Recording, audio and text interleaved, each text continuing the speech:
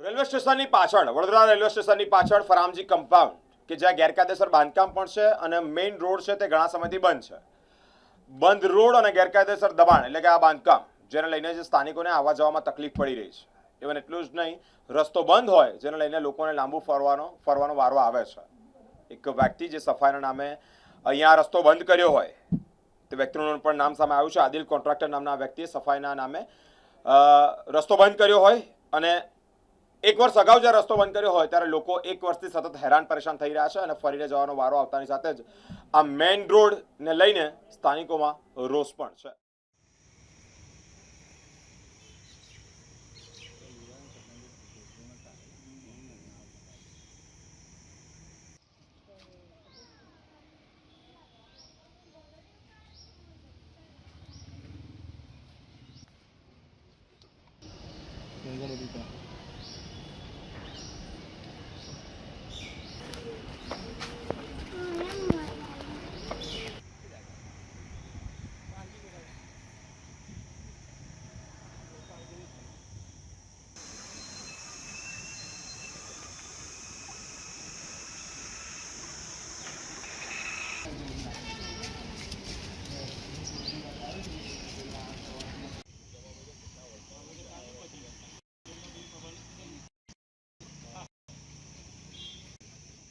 આ ફરામજી કમ્પાઉન્ડ છે રેલવે સ્ટેશનની પાછળ 100 નંબરની પ્લેટફોર્મ પાસે અને આ અમારો મેઇન રોડ છે.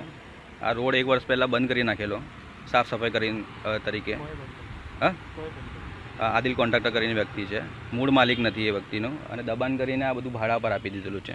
25 થી 30 હજાર ભાડું લે છે અને આ રોડ બંધ કર્યા પછી ખોલતો જ નથી. આજે ખોલું, કાલે ખોલું, પરમદાડે ખોલું કરીને ખોલતો નથી અને ખોટા પોલીસમાં કમ્પ્લેન કરીને છોકરાઓને દાગ ધમકી અપાવે છે. તો અમારી ખાલી માંગ એ જ છે. મેં વીએમસીમાં બી કમ્પ્લેન આપી છે, પોલીસમાં બી કમ્પ્લેન આપી છે. આ રોડ ખોલાઈને આપે એવી અમારી માંગ છે.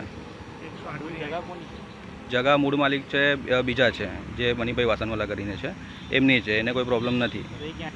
એ હમણાં બહાર છે, આઉટ ઓફ ધ ઇન્ડિયા છે. કબજો કરીને બેઠા જગ્યાને.